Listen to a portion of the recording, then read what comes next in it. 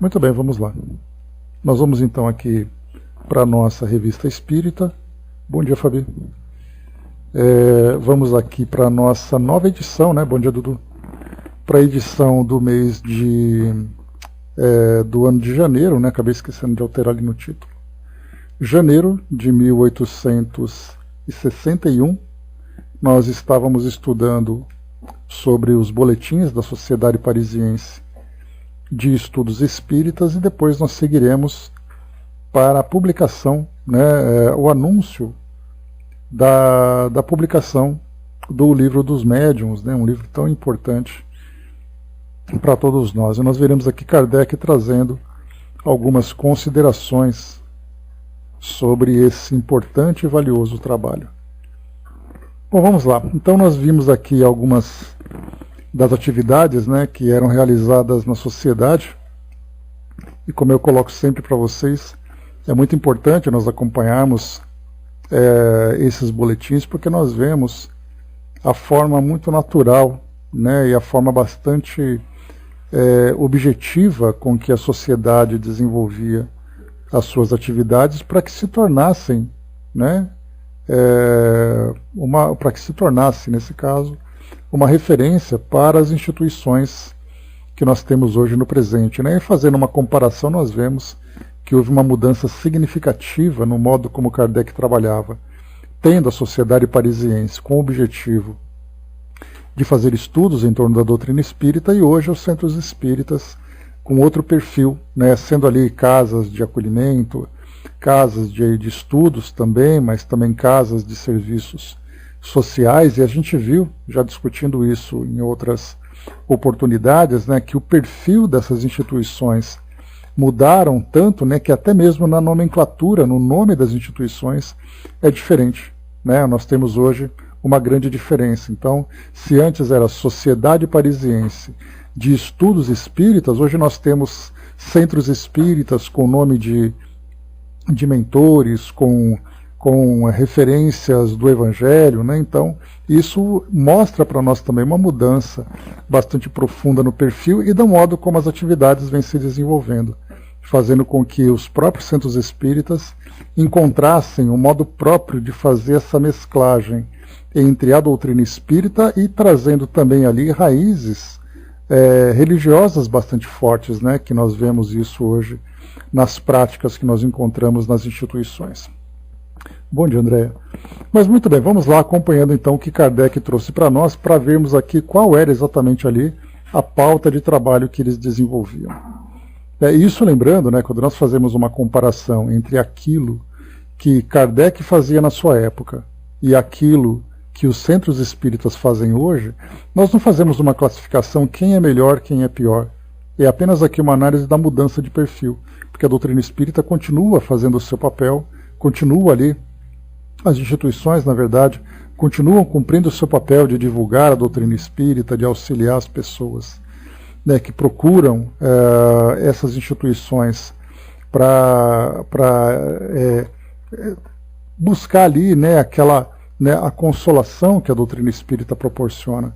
Então, se de um lado era um lado muito mais intelectualizado, do outro lado traz ali uma característica muito mais moral, quase que religiosa em algumas instituições, não no sentido de uma prática religiosa tradicional, mas fazendo com que nós refletíssemos muito mais esse lado moral, essa relação com o mundo espiritual, né? Então são características diferentes que nós vamos observar. Bom, sexta-feira, 30 de novembro de 1860, lembrando que os boletins aqui eles fazem referência às atividades que já aconteceram, né? De um mês e meio, mais ou menos. E aqui então nós temos uma sessão particular. Então nós teremos aqui alguns assuntos administrativos sendo tratados fora do público, né? Então, nesse primeiro item, assuntos administrativos, carta coletiva assinada por vários membros a respeito da proposta do Sr. L. As conclusões admitidas pela comissão foram aceitas pela sociedade, né? A carta não foi publicada aqui na revista, ela apenas ali foi lida nos trabalhos internos da sociedade. Carta do Sr. Sol, não tem aqui o nome completo dele, rogando à sociedade aceitar a sua demissão de membro da comissão por motivo das viagens que o afastam de Paris durante a maior parte do ano. A sociedade exprime seu pesar pela decisão do Sr. Sol e espera poder mantê-lo no número de seus sócios. O Sr. Presidente fica encarregado de responder nesse sentido. Será providenciada a sua substituição na comissão. Então aqui a gente viu, né, 2 pontos, aqui 2 itens, essencialmente internos e administrativos, registrados aqui nessa ata. Comunicações diversas. Ditado espontâneo contendo novas explicações sobre a ubiquidade, assinado por São Luís. Discussão a respeito dessa comunicação. Né, ubiquidade, a gente lembra, é ali a manifestação do Espírito em 2 lugares ao mesmo tempo. Né? Segundo item, outra assinada por Charles Nodier, já falamos sobre ele, né? Aquele escritor, né, de contos misteriosos, contos sobrenaturais, né, naquele período da França, recebida por um médium estranho à sociedade e transmitida pelo Sr. Didier, pai, a propósito do artigo do Jornal de Debates contra o Espiritismo. Também essa carta não nos foi apresentada. Terceiro item, o Sr. D, do departamento de Vienne, roga insistentemente seja evocado o Sr. Jean-Baptiste D, seu sogro. A sociedade jamais se presta a esses tipos de solicitações quando encerram apenas um interesse privado, sobretudo na ausência das pessoas interessadas, e quando estas não são conhecidas diretamente.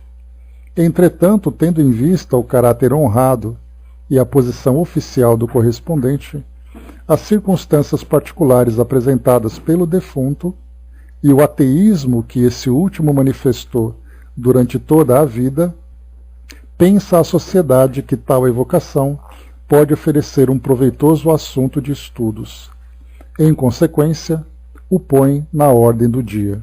Aqui o que chama atenção nesse item, né, nesse relato, nessa ata, é exatamente aqui a expressão utilizada, né, por Kardec, tendo em vista o caráter honrado e a posição oficial do correspondente, as circunstâncias particulares apresentadas pelo defunto. E depois também, né, a vivência ou a visão ateísta que ele tinha do mundo durante a sua vida. Né? Então, feita essa solicitação na sociedade para que fosse feita a evocação por motivos particulares, Kardec, então, né, e a própria sociedade, observando que esse espírito seria ali bastante instrutiva à sua evocação, tendo em vista a sua visão materialista, a sua visão ateísta, e agora no mundo espiritual, para poder colher ali as suas impressões, qual era a visão que ele tinha agora dessa nova realidade, isso seria bastante produtivo. Então esse é o primeiro ponto. E o segundo ponto, o próprio defunto, como é colocado para nós aqui. Então Kardec usa essa expressão defunto, usa a expressão morto, e muitas vezes quando nós espíritas falando, né, olha, uma pessoa morreu, rapidamente alguém corrige, morreu não, desencarnou. E Kardec usa essas expressões com absoluta naturalidade, sem nenhum tipo de preconceito, até porque ele entende exatamente qual é o sentido dessas expressões. Né? Então a gente fica sempre procurando ali usar aquilo que é politicamente correto, só que na verdade nós nos esquecemos do entendimento de cada expressão. Né? Então não tenhamos esse tipo de problema. Né? Olha, uma pessoa morreu, uma pessoa faleceu, uma pessoa foi a óbito, ela desencarnou, seja como for, nós entendemos qual é o seu real sentido. Quarto item. Vários membros relatam um interessante fenômeno de manifestação física de que foram testemunhas. Consiste no levantamento de uma pessoa pela influência mediúnica de 2 jovens, de 15 e 16 anos, que, colocando 2 dedos nas travessas da cadeira, a elevam 1 metro aproximadamente, seja qual for o seu peso, do mesmo modo que o fariam com o mais leve dos corpos. Esse fenômeno foi repetido várias vezes, sempre com a mesma facilidade. Dar-lhe-emos a explicação em artigo especial. Né? Então aqui uma pessoa sentada numa cadeira, duas jovens colocam apenas 2 dedos embaixo ali nas travessas da cadeira e essa pessoa se levanta. E aí então nós vamos depois estudar sobre a levitação dos corpos, que Kardec depois aborda com profundidade no próprio livro dos médiuns, né? Então ele vai falar, inclusive, uma expressão interessante que ele usa, é falando sobre médiuns fortes e médiuns fracos. Então também nós vamos encontrar essas capacidades, essas potências em médiuns, que têm maior ou menor facilidade, especialmente quando nós tratamos de fenômenos físicos. Então, uma pessoa, né, tem até um relato de uma jovem que coloca ali os dedos sobre uma mesa, essa mesa pesada levanta, enquanto que várias outras pessoas colocam as mãos sobre a mesa e a mesa apenas se mexe. Então, quer dizer, aquela jovem sozinha é capaz de provocar um fenômeno que várias pessoas juntas não conseguem. Isso porque o que nós vamos considerar é a capacidade de doação de fluidos, permitindo que os espíritos colaborem na realização desse fenômeno. Então Kardec colocou para nós aqui, depois mais para frente veremos então o artigo que fala sobre isso. Item número 5. O Sr. Jobá lê um artigo de sua autoria intitulado A Conversão de um Campônio. Também não temos aqui esta mensagem. Trabalhos da sessão. Esse Trabalhos da Sessão é um item novo nos boletins, que até 1860, nas edições da revista, não constava. Então agora nós temos, né? Quais foram os trabalhos então?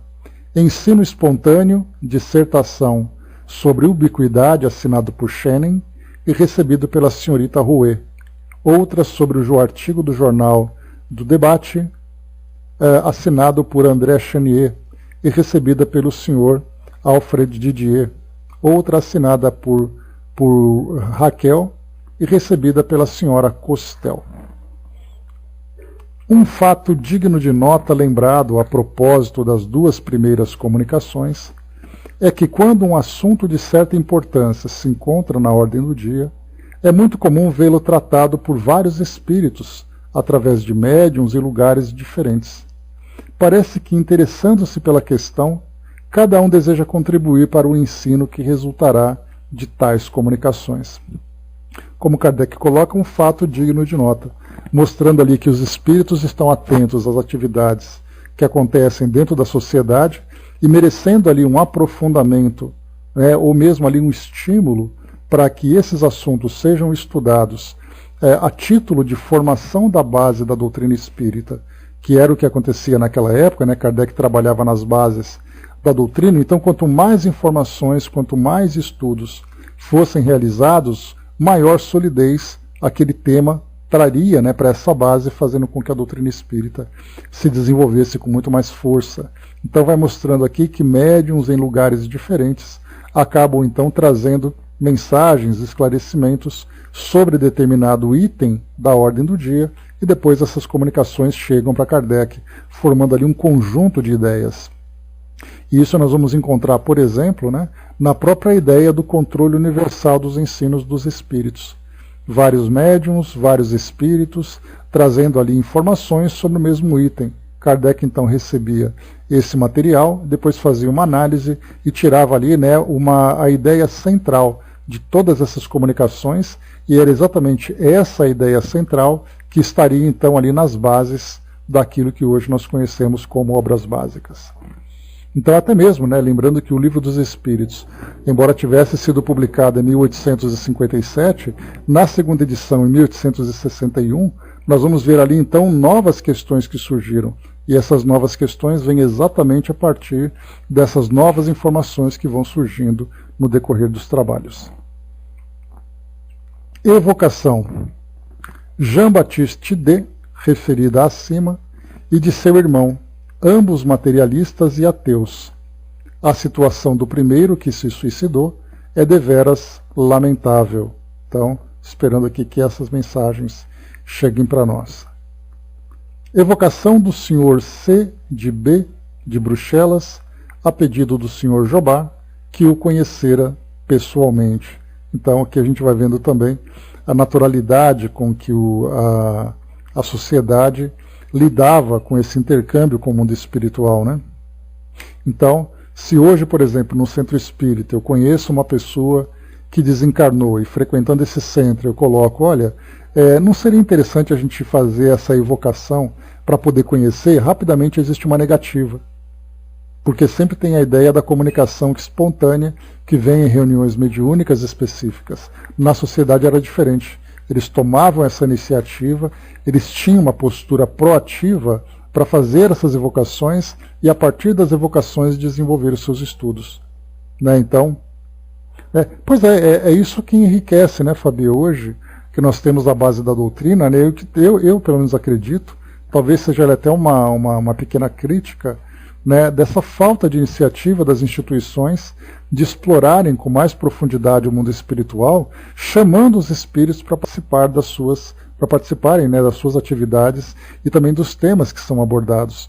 Hoje os centros espíritas, exatamente por essa mudança de perfil que eu comentei com vocês lá no início, né, trabalhando muito mais com a moralização, com estudos, com palestras, com trabalhos sociais, essa parte mediúnica acabou ficando bastante esquecida.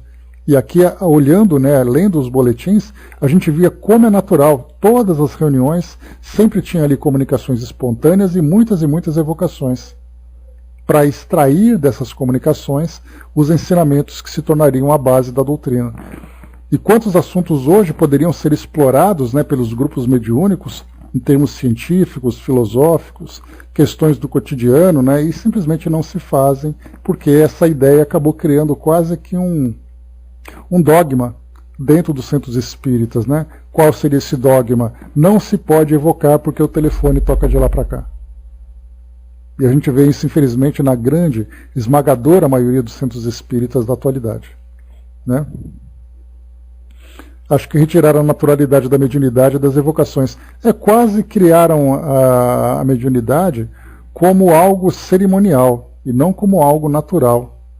E esse cerimonial significa, né, você precisa de um momento especial, com pessoas especiais, num lugar especial, sem aquela naturalidade que tinha no passado, em que as pessoas realmente recebiam comunicações em casa, sejam espontâneas, sejam através das evocações. Né? Bom dia, Marião.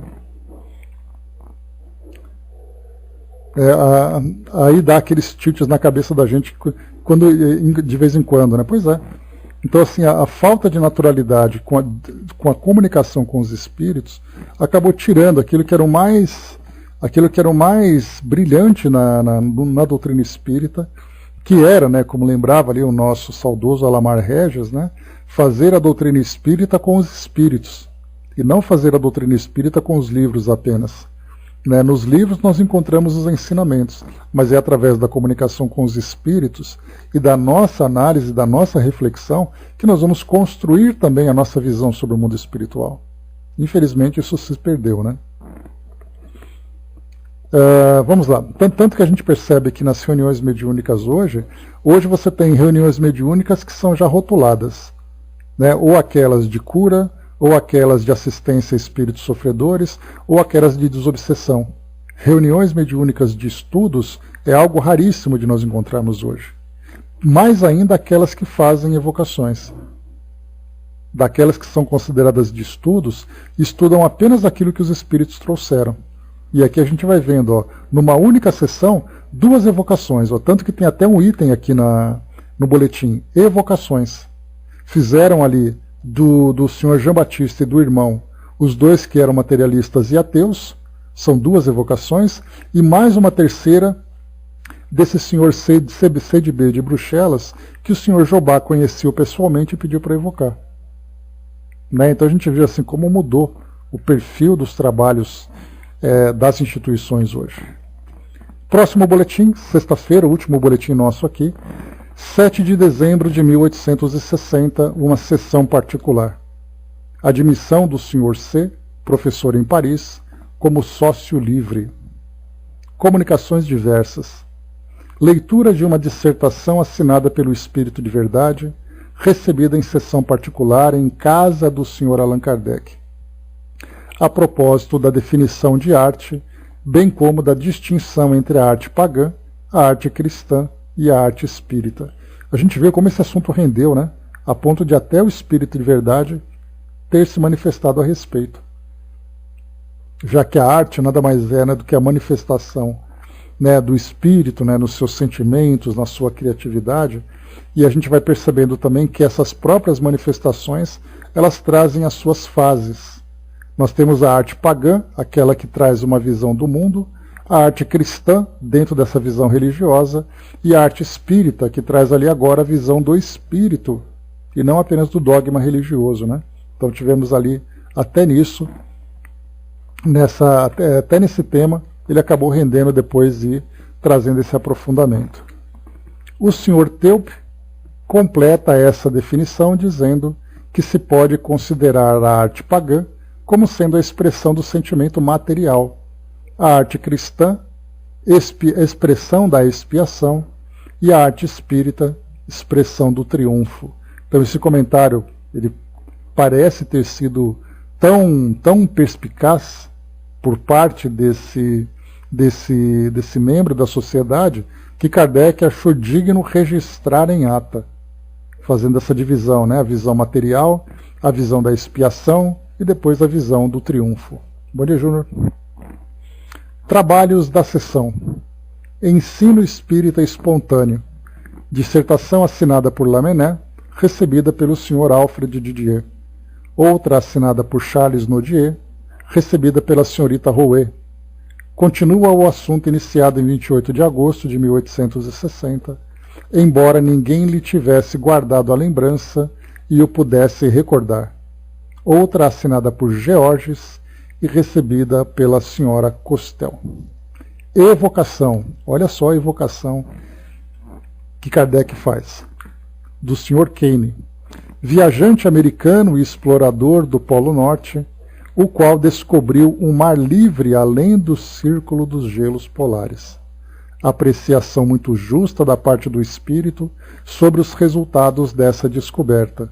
Então, essa evocação, eu vou aqui ser meio ousado, né? Essa evocação do Dr. Kane, esse viajante americano, então a gente lembra que no século XVIII eram muitas as explorações que iam para o Polo Norte, para o Polo Sul, inclusive filmes foram produzidos a respeito dessas grandes aventuras, né, das dificuldades que eles enfrentaram, né, na exploração desses locais. Não havia satélite, não havia avião, era tudo ali, pé no chão, ou melhor, pé no gelo, né, e os barcos ali passando por todos aqueles perrengues que eles vivenciaram. Essa evocação do Dr. Kane, para poder explorar esse tema, eu ousaria dizer que seria, fazendo uma comparação com a atualidade, se nós fizéssemos uma evocação do Stephen Hawking, aquele grande cientista, né, aquele astrofísico que explorou o universo e tinha uma visão materialista, ou mesmo de Carl Sagan, que também era ali um grande explorador do universo, né, astrônomo, que também tinha uma visão materialista. Seria como se nós fizéssemos a evocação desses dois espíritos num centro espírita para poder saber qual é a visão que eles têm agora do mundo, vendo do mundo espiritual. Então isso mostra mais uma vez para nós, nesse registro de Kardec no boletim, né, qual seria exatamente ali, né, o que nós poderíamos extrair da visão do espírito, estando aqui no mundo físico e depois estando no mundo espiritual. Ou mesmo também, Fabi, da mesma forma que aconteceu, né, com Dom Eugênio Salles, se não me engano, né, que foi aquele que Novas Utopias, né, o autor de Novas Utopias, né, o arcebispo de Olinda e Recife, seria como se nós evocássemos João Paulo II para saber a visão do Papa sobre a vida no mundo espiritual, não como uma provocação à Igreja Católica, mas para poder saber exatamente qual a visão dele. A visão, por exemplo, de Madre Teresa, como ela vê agora o mundo espiritual a partir da sua elevação e do seu conhecimento agora de tudo aquilo que ela viveu. Então a gente percebe assim o que são. Dom Helder Câmara, né? Obrigado, Angelina, sempre confundo. Dom Eugênio Salles da Cheira aqui de São Paulo. Então Dom Helder, né, ele trouxe nesse Novas Utopias a visão dele, a surpresa sobre o mundo espiritual, a surpresa sobre os recursos da comunicação, mas ao mesmo tempo também a manutenção das suas convicções católicas. Quando ele foi perguntado, inclusive, né, nesse livro, né, o que ele pensava agora do catolicismo, agora que ele viu uma realidade diferente dos dogmas católicos. Ele falava, eu continuo sendo católico e trabalhando pela Igreja. O que é nada mais justo, né? Porque a gente vai acreditar que basta o espírito chegar no mundo espiritual que ele vai abrir mão do grande trabalho que ele tinha, principalmente como a religião, com mais de 1 bilhão de seguidores aqui no planeta.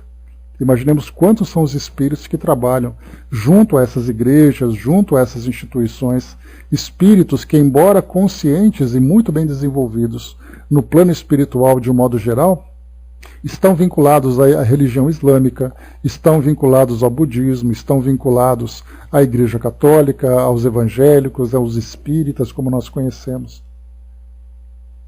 Porque, na verdade, não é uma questão de crença, é uma questão de objetivo, que é auxiliar, né, que é, na verdade, ali esclarecer todas aquelas pessoas que seguem essas filosofias. Então é muito interessante a gente pensar dessa forma. Tanto que tem até uma passagem do Chico, que eu não sei se vocês conhecem, que era um sacerdote católico, ou um pastor, eu não me recordo, e foi perguntado, né, ele começou a estudar e falou assim: Chico, eu estou deslumbrado com o espiritismo, eu quero muito me aprofundar, o que você me aconselha, né? Continue onde você está. Porque onde você está e com o conhecimento que você tem, agora você tem capacidade de ajudar muito mais pessoas. Então nós temos ainda, né, esse nosso orgulho, dá essa ideia desse partidarismo, né, de achar que todo mundo tem que torcer para o nosso time e ninguém tem que trabalhar pelos outros, né? E esses espíritos trabalham pelos outros, não trabalham por si mesmos, né? Então essa é a diferença. O Fabi colocou, né, engraçado que a gente vê em O Céu e o Inferno que as invocações são boas para os encarnados porque traz muito esclarecimento, e para os espíritos também. Quando felizes, ótimo, né? Quando felizes em compartilhar. Quando sofredores recebem ajuda. Né? Então, até porque a gente lembra que não é a evocação em si, a manifestação dos espíritos nas reuniões. Né? A gente tem ali uma grande quantidade de servidores do plano espiritual que conduzem esses espíritos para ajudá-los e também para nos ajudar. Kardec tinha ali uma grande assessoria, como nós aqui também temos, né? Nós lembramos das várias comunicações que nós recebemos em que amigos do plano espiritual auxiliam esses espíritos que trazem seus depoimentos aqui exatamente para participar do nosso trabalho. Então não são os espíritos de uma forma autônoma que se comunicam, que falam à vontade, são muito bem assistidos. E para Kardec então mais ainda, principalmente pela categoria dos espíritos que se manifestavam lá, embora nós também já tenhamos tido essas experiências aqui também com os nossos amigos do plano maior. Vamos em frente. Para vocês verem, né, basta a gente estudar aqui um boletim, quanto estudo a gente pode extrair disso aqui, né, e pensar que tem gente que salta essa parte aqui porque acha que ela não tem valor. Mas vamos lá. Questões diversas. Perguntas dirigidas a Charles Nodier sobre as causas que podem influir na natureza das comunicações em certas sessões, notadamente nesse dia em que os espíritos não tiveram a sua eloquência habitual. Discussão a respeito desse ponto. Né? Então, notadamente nesse dia 7 de dezembro, alguma situação ali teve de especial naquela reunião. Último item aqui, né? Último boletim, eu falei que era o anterior, mas agora esse é o último. Sexta-feira, 14 de dezembro de 1860, sessão geral. O senhor Indermull, de Berna, né, na Suíça, presenteia a sociedade com uma brochura alemã, publicada em Glaris em 1855, intitulada A Eternidade Já Não É Segredo, ou As Mais Evidentes Revelações sobre o Mundo dos Espíritos. Olha esse livro, As Mais Evidentes Revelações sobre o Mundo dos Espíritos, publicada em alemão em 1855. Eu tentei procurar por esse título, mas infelizmente não achei nada em português. Né? Talvez em alemão alguém tenha essa facilidade de procurar, de encontrar. Né? Mas dá para a gente imaginar qual é o conteúdo desse livro. As Mais Evidentes Revelações sobre o Mundo dos Espíritos. E isso 2 anos antes de Kardec publicar o Livro dos Espíritos, e ali por volta do mesmo ano em que Kardec começou a desenvolver suas pesquisas sobre as mesas girantes. Quando ele começou a fazer essa pesquisa, na Alemanha já tinha um livro publicado falando ali sobre essas revelações do mundo dos espíritos. Qual será o conteúdo dessa obra? Fica aqui então a nossa curiosidade. Comunicações diversas. Primeiro, leitura de uma evocação muito interessante e de várias dissertações espíritas obtidas fora das sessões. Quando ele coloca, né, leitura de uma evocação muito interessante, qual terá sido essa evocação muito interessante, né? Como aqui é só o registro, a gente não tem aqui o conteúdo. Segundo, fato de manifestação visual relatado pelo Sr. Indelmul na carta que dirigiu à sociedade. A mesma carta que ele enviou, provavelmente aquela brochura, né? Terceiro, fato pessoal ocorrido com o Sr. Allan Kardec e que pode ser considerado como uma prova de identidade do espírito do antigo personagem. A senhorita J recebeu várias comunicações de João Evangelista, personagem, né, do Novo Testamento, sempre com uma escrita muito característica e completamente diferente da sua caligrafia habitual. Só para a gente lembrar, né? João Evangelista vivia naquela região do Oriente Médio e essa comunicação provavelmente chegou em francês lá na sociedade, né? Então, isso também para nós é muito interessante. Tendo o Sr. Allan Kardec, a pedido seu, evocado aquele espírito por intermédio da Sra. Costel, constatou-se que a escrita tinha exatamente o mesmo caráter da senhorita J, embora a nova médium desconhecesse o fato. Além disso, o movimento da mão tinha uma delicadeza fora do comum, o que constituía ainda uma similitude. Enfim, as respostas concordavam em todos os pontos com as que tinham sido dadas através da senhorita J. E nada havia na linguagem que não estivesse à altura do espírito evocado, né? Então, Kardec, vivenciando essa experiência, recebeu então essa comunicação, fez ali com uma outra médium, né, a evocação do mesmo espírito e as mesmas características do fenômeno mediúnico, o mesmo conteúdo, a mesma semelhança, enfim. Então ali Kardec trazendo ali uma comprovação, né, exatamente o método científico que ele aplicava, né? Quarto, notícia remetida pelo Sr. D sobre um caso notável de visão e de revelação ocorrido com um agricultor poucos dias antes da sua morte. Então também aqui Kardec recebendo essa notícia sobre esses detalhes de alguém aqui que começou provavelmente a trazer ali alguma impressão de que estava para morrer, alguma visão, alguma revelação, alguma coisa assim. Trabalhos da sessão. Comunicações espíritas espontâneas. Os três tipos, Hamlet, Tartuffe e Dom Juan, assinada por Gerard Nerval e recebida pelo Sr. Alfred Didier. Fantasia, assinada por Alfred de Musset e recebida pela Sra. Costel. O Julgamento, assinada por Leão X, recebida pela Senhorita Eugênie. Né, esses três tipos, esses textos aqui das comunicações espíritas espontâneas, vão ser publicados mais para frente, nessa mesma sessão de comunicações espontâneas, de ditados espontâneos que nós estamos acostumados a receber. Evocação do agricultor, do qual falamos pouco acima. Ele dá algumas explicações sobre suas visões. Notável particularidade é a ausência absoluta de ortografia e uma linguagem completamente semelhante à gente do campo. Então, como foi colocado anteriormente aqui, né, nessa notícia remetida pelo Sr. D, sobre um caso notável de visão e de revelação ocorrido com um agricultor poucos dias antes da sua morte, Kardec então falou, então chama ele aqui para a gente poder conversar. E aí então a gente lembra que essas mensagens, né, muitas dessas mensagens, foram recebidas na sociedade através da psicografia, e não através da psicofonia. E aí então a gente vai deduzir, né, que a preferência dos espíritos em trazer a psicografia é exatamente pelo registro das comunicações, já que através da psicofonia muita coisa se perderia. Porque aí eles teriam que fazer uma transcrição de cabeça, tentar escrever na hora, seria ali um grande trabalho, né?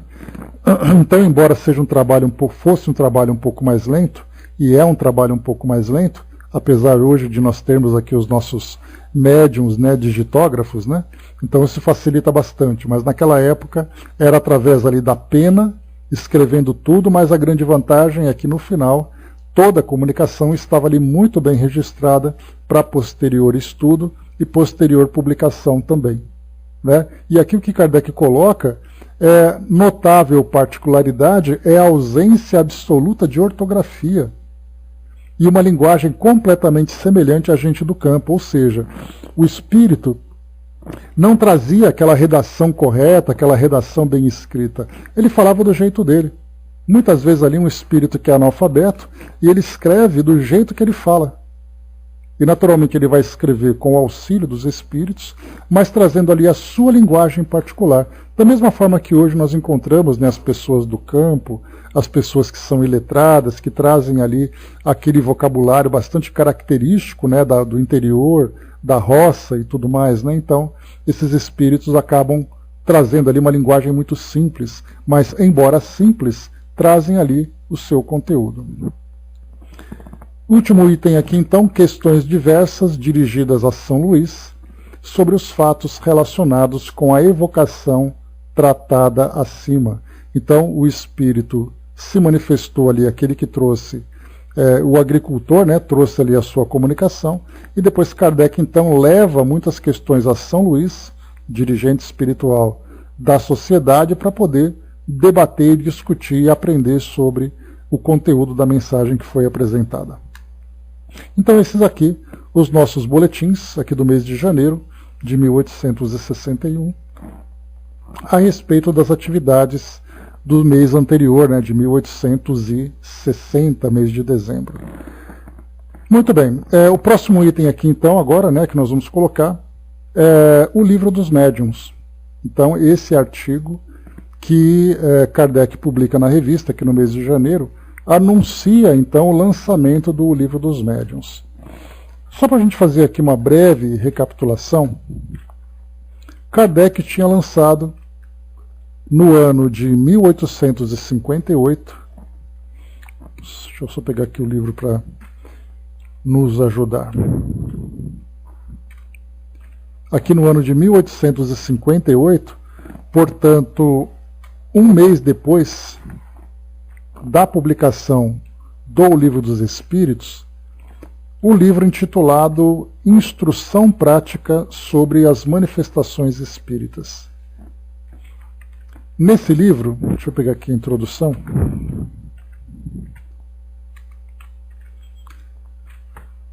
Eu quero ler para vocês aqui essa introdução para a gente poder entender qual é exatamente o conteúdo que nós vamos encontrar.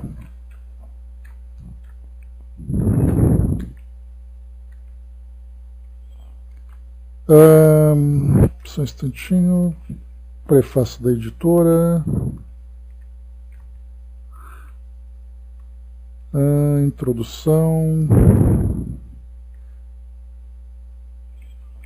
Tá, então vamos lá. Kardec traz a seguinte introdução. Foi o Livro dos Espíritos, foi em 1857, né? E esse aqui foi em 1858. E eu vou ler a introdução aqui, André, vai dar para a gente ter uma ideia do objetivo da publicação desse livro. Então Kardec diz o seguinte, eu vou ler rapidamente aqui, para a gente depois voltar para o nosso artigo. Ele diz assim, na introdução desse Instrução Prática sobre as Manifestações Espíritas. Muitas pessoas nos têm pedido que lhes indiquemos as condições que devem preencher e a maneira como devem proceder para se tornarem médiums. Então, logo no primeiro parágrafo, Kardec coloca essa observação, exatamente porque depois que o Livro dos Espíritos foi publicado, foi um alvoroço das pessoas quererem se comunicar, seja por ter contato com entes queridos, seja por curiosidade, seja por uma questão mais séria de investigação e pesquisa sobre o mundo espiritual, não importa. Então, assim que publicou o livro, Kardec recebia como consulta, né? Como é que eu posso fazer para conversar com os espíritos também? Daí então ele colocou: a solução desse problema é mais complexa do que parece à primeira vista, uma vez que depende de conhecimentos preliminares necessariamente extensos. Para realizar experiências de física e de química, faz-se necessário, em primeiro lugar, conhecer a física e a química. as respostas que temos dado a essas pessoas não podem comportar explicações incompatíveis com os limites de uma correspondência epistolar. Por outro lado, o tempo material não nos permite satisfazer a todos os consulentes. Tudo isso determinou a publicação dessas instruções, necessariamente mais completas do que tudo quanto poderíamos escrever diretamente. Será um contrassenso pensar que se encontre nessa obra uma receita universal e infalível para a formação de médiuns. Embora cada pessoa tenha em si o germe das qualidades necessárias para se tornar médium, essas qualidades se apresentam em graus muito diferentes e seu desenvolvimento depende de fatores que a ninguém é dado fazer nascer à vontade. As regras da poesia, da pintura e da música não fazem poetas, nem pintores nem músicos daqueles que não possuem vocação. Elas guiam no emprego das faculdades naturais. O mesmo se dá relativamente ao nosso trabalho. Seu objetivo é indicar os meios de desenvolver a faculdade mediúnica, tanto quanto o permitam as disposições de cada pessoa. E, sobretudo, quando essa faculdade existe, orientar o seu emprego de maneira útil. Não é este, entretanto, o único fim que nos propusemos. Ao lado dos médiuns propriamente ditos, existe a multidão, que aumenta a cada dia, dos que se interessam pelas manifestações espíritas. Guiar essas pessoas em suas pesquisas, assinalar-lhes os tropeços que podem e devem necessariamente encontrar em um terreno tão novo, iniciá-las na maneira de se corresponderem com os espíritos, indicar-lhes os meios de obterem boas comunicações, tal é a área que devemos abranger sob a pena de realizarmos obra incompleta. Não deverá, portanto, causar estranheza ao leitor encontrar neste trabalho matérias que, à primeira vista, possam parecer deslocadas de seu cômputo geral. A experiência provará sua utilidade. Depois de estudado com cuidado, melhor se compreenderão os fatos verificados na prática mediúnica, e a linguagem de certos espíritos parecerá menos estranha. Como um compêndio de instruções práticas, este livro não se dirige exclusivamente aos médiuns, mas a todos os que estão em condições de ver e observar os fenômenos espíritas. A ciência espírita se baseia necessariamente sobre a existência dos espíritos e sua intervenção no mundo corporal. Este fato é hoje admitido por um número tão grande de pessoas que seria supérfluo demonstrá-lo. Sendo o nosso objetivo guiar as pessoas que desejam se ocupar com as manifestações, supômo-las suficientemente informadas tanto sobre esta questão quanto relativamente às verdades fundamentais que delas decorrem. Por esse motivo, julgamos inútil entrar em explicações a tal respeito. Eis porque não as abordaremos e não procuraremos discutir as controvérsias nem refutar as objeções. Dirigimo-nos tão somente às pessoas convencidas ou dispostas a pesquisar com honestidade e boa-fé. Quanto às que nada conhecem do assunto, estas não encontrarão aqui certas explicações que poderiam talvez desejar, visto que consideramos como demonstrado o ponto de partida. Aos que contestam esse ponto de partida, diremos: vede e observai quando se apresentar a ocasião. Se, apesar dos fatos e do raciocínio, persistirdes em vossa incredulidade, consideraremos como perdido o tempo que gastaríamos em querer tirar-vos de um erro no qual, sem dúvida, vos comprazeis. Respeitamos vossa opinião, respeitai a nossa. Eis tudo quanto vos pedimos. Começaremos essas instruções pela exposição dos princípios gerais da doutrina. Embora possa parecer mais racional começar pela prática, julgamos que aqui este não é o caso. Há uma convicção moral que só o raciocínio pode lhe dar. Aqui Kardec faz um comentário interessante, né? que as pessoas gostariam de logo começar a aprender a mediunidade na prática, né? E ele coloca que primeiro é preciso conhecer a teoria. É mais ou menos igual à habilitação para motorista, né? Todo mundo vai até a autoescola querendo já sair dirigindo. E aí então os professores orientam. Primeiro senta, aprenda sobre as leis do trânsito, aprenda sobre o veículo e depois então você vai sair dirigindo, né? A mediunidade não é diferente. Aqueles, pois, que tiverem adquirido as primeiras noções pelo estudo da teoria, compreenderão melhor a necessidade de certos preceitos recomendados na prática e mostrarão, em relação a eles, disposições mais favoráveis. Conduzindo os indecisos para o terreno da realidade, esperamos destruir os preconceitos que podem prejudicar o trabalho que se intenta alcançar, poupar os ensaios infrutíferos, porque mal dirigidos ou dirigidos no sentido de obter o impossível, e, enfim, combater as ideias supersticiosas que têm sempre sua origem na noção falsa ou incompleta dos fenômenos.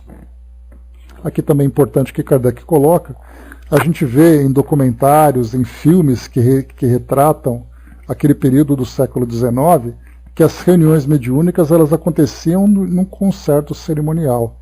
Então as pessoas numa sala escura, com uma vela acesa, com objetos que são considerados sagrados para que o espírito se manifeste.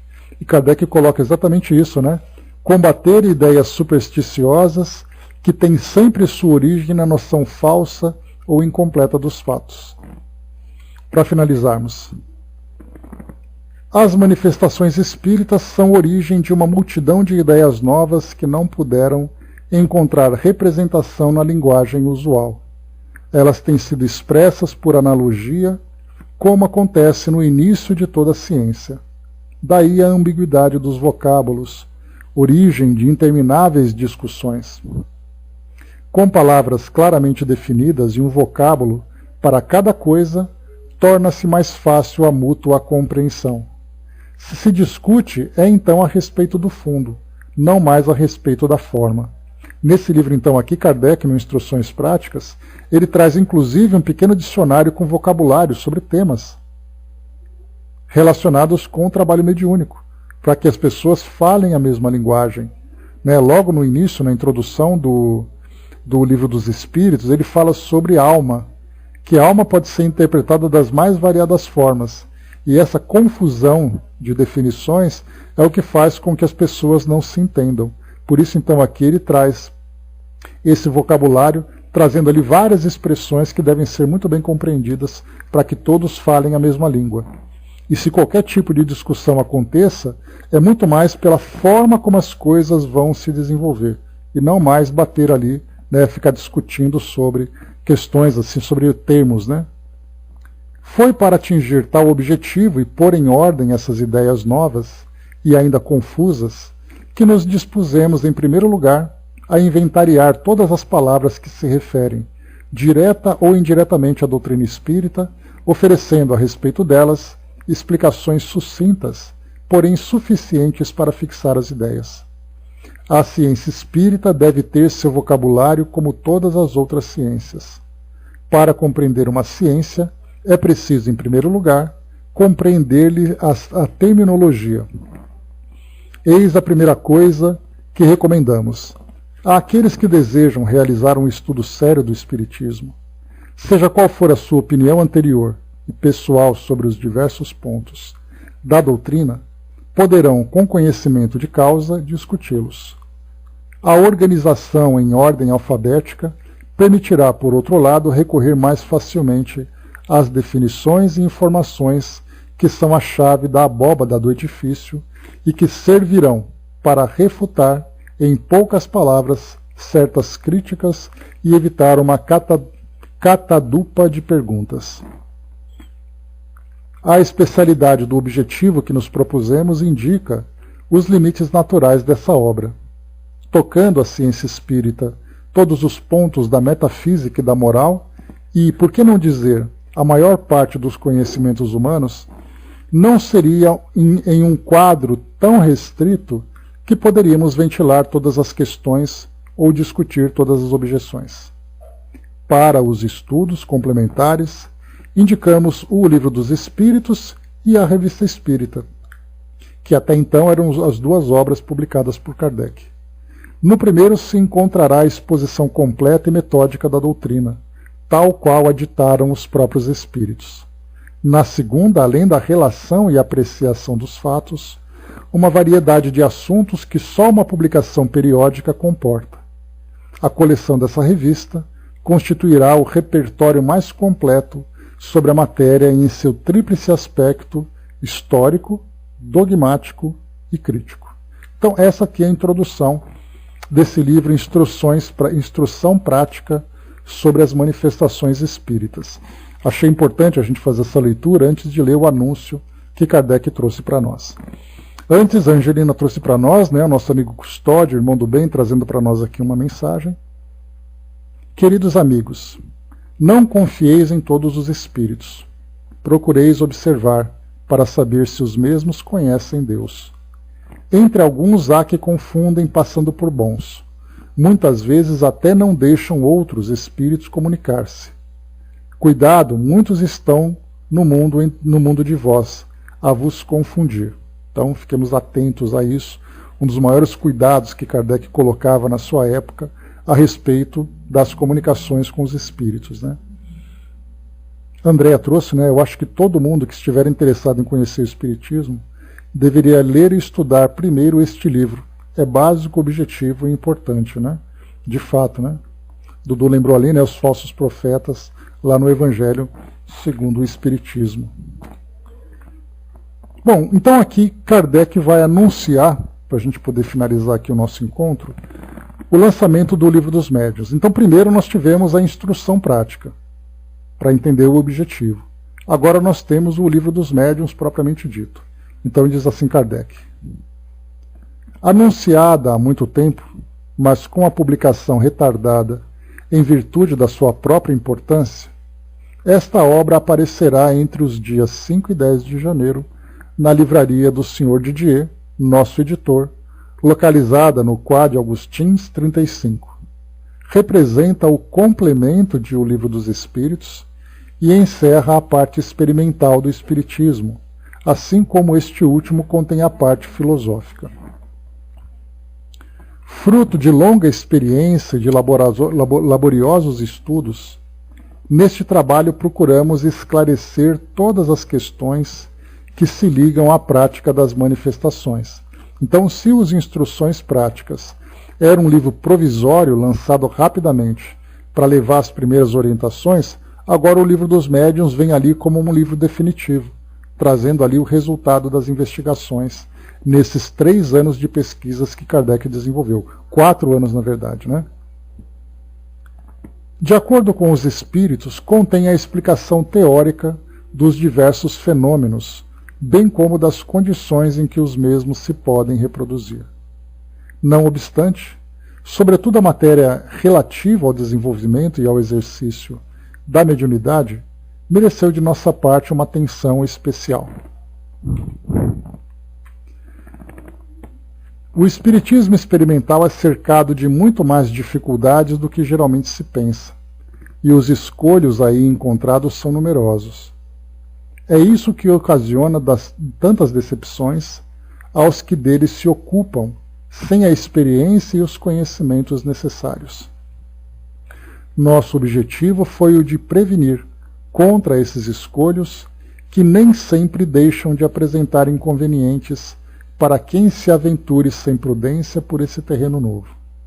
Não podíamos negligenciar um ponto tão capital, e o tratamos com cuidado que a sua importância reclama. Os inconvenientes... Os inconvenientes quase sempre se originam da leviandade com que é tratado o problema tão sério. Sejam quais forem os espíritos, sejam quais forem, os espíritos são as almas dos que viveram, no meio das quais estaremos infalivelmente, de um momento para outro. Todas as manifestações espíritas, inteligentes ou não, têm, pois, por objeto pôr-nos em contato com as mesmas almas.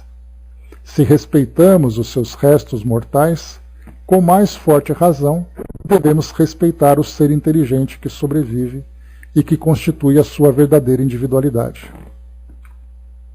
Fazer das manifestações uma brincadeira é faltar com o respeito que talvez amanhã reclamaremos para nós mesmos e que jamais é violado impunemente. O primeiro momento da curiosidade causado por esses estranhos fenômenos já passou. Hoje, que se lhes conhece a fonte, guardemo-nos de profaná-la com brincadeiras descabidas e nos esforcemos por nela aurir o ensinamento apropriado que os assegurará a felicidade futura. O campo é muito vasto e o objetivo por demais importante para cativar toda a nossa atenção. Até hoje, todos os nossos esforços tenderam para fazer o Espiritismo entrar nesse caminho sério. Se esta nova obra, tornando-o ainda mais bem conhecido, puder contribuir para impedir que o desviem de sua destinação providencial, estaremos amplamente recompensados de nossos cuidados e de nossas vigílias. Não negamos que este trabalho suscitará mais de uma crítica da parte daqueles a quem incomoda a severidade dos princípios, bem como dos que, vendo as coisas de um outro ponto de vista, já nos acusam de querer fazer escola no Espiritismo. Se fazer escola é procurar nessa ciência um fim útil e proveitoso para a humanidade, teríamos o direito de nos sentir envaidecidos com essa acusação. Mas uma tal escola não necessita de outro chefe que não seja o bom senso das massas e a sabedoria dos espíritos bons, que a teriam criado em nossa participação, sem nossa participação. Eis porque declinamos a honra de a ter fundado, felizes de nos colocarmos sob a sua bandeira, não aspirando senão o modesto título de propagador. Se for necessário um nome, inscreveremos em seu frontispício Escola de Espiritismo Moral e Filosófico, e para ela convidaremos todos quantos tenham necessidade de esperanças e consolações. Kardec, então, aqui assina essa publicação, lançando, a importância desse trabalho. Bom, muito bem, nossa querida Ana trazendo para nós aqui mais uma mensagem, que diz assim: queridos amigos, muita paz. Sintam-se abraçados durante esta mensagem amiga, que um dos coordenadores do trabalho a vocês. Hoje estamos iniciando mais um estudo, assim como ontem iniciamos outro livro, indicando novos ciclos de aprendizagem, quando novos amigos são trazidos no plano espiritual, para compartilhar das explicações que são dadas e das reflexões propostas. Importante, amigos, especialmente vocês, que são nossos companheiros habituais, que nos mantenhamos sempre atentos e sintonizados com os mentores individuais e com Jesus, porque todos estamos em trabalho ativo, inclusive cada um que se dedica a ouvir e refletir, porque há doação de fluidos, e por isso a concentração, especialmente durante a prece, é muito importante para a recomposição das energias. Não se preocupem, porque a assistência de nossa parte se faz sempre presente, mas precisamos da colaboração de vocês.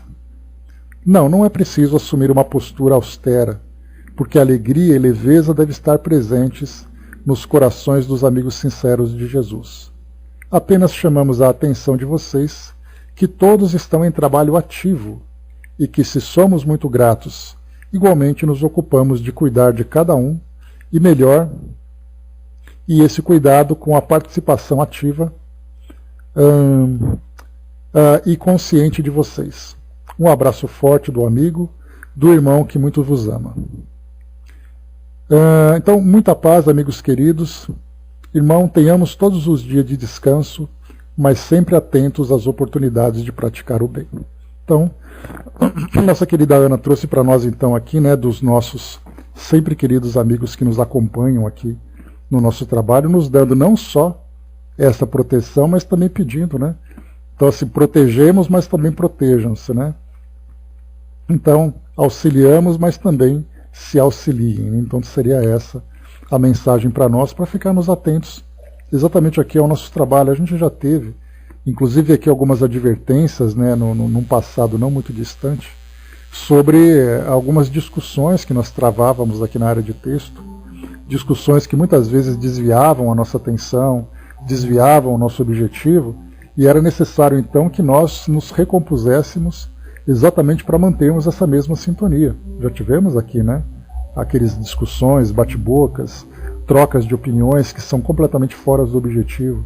E isso fazia com que nós nos desarmonizássemos, fazendo com que nós nos expuséssemos também às influências que não eram tão favoráveis para o nosso trabalho, né? Então fiquemos atentos a isso na abertura, no encerramento do desenvolvimento do trabalho, que é o que nós vamos conseguir, né, obter de resultados, né? Então, está aqui. Obrigado, Ana. Obrigado, queridos amigos que participaram conosco.